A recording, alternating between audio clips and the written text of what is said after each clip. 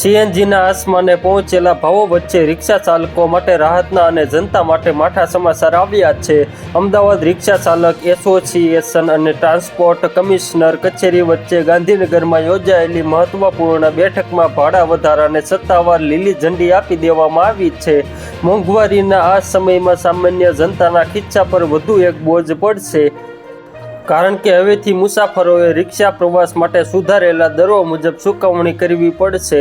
લઘુત્તમ ભાડું minimum charge જે પહેલાં 20 રૂપિયા હતું તેમાં 5 રૂપિયાનો વધારો કરીને 25 રૂપિયા કરવામાં આવ્યું છે. ઉલ્લેખનીય છે કે રિક્ષા ચાલકોને આ ભાડા વધારાની મંજૂરી અંદાજે 3 વર્ષ બાદ મળી છે.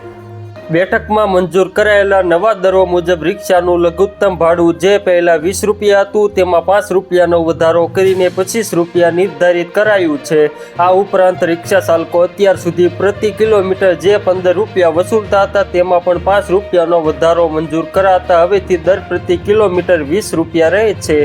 જોકે યુનિયનની મુખ્ય માંગણીઓ પૈકી મિનિમમ ભાડું 50 રૂપિયા કરવાની રજૂઆતને સરકારે ગ્રાહ્ય રાખી નથી અને વચગાળાનો રસ્તો કાઢીને નવું માળખું નક્કી કર્યું છે.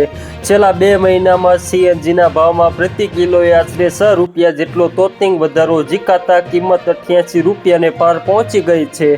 તો મિત્રો, હાલ માટે એટલું જ. ફ્રી મળીએ નવી અપડેટ અને નવા સમાચાર સાથે. તે પહેલાં ખાસ કરીને વિડીયોને એક લાઇક અને આરટીવી ગુજરાતી ન્યૂઝ યુટ્યુબ ચેનલને ખાસ કરીને સબસ્ક્રાઈબ કરવાનું ભૂલતા નહીં મિત્રો.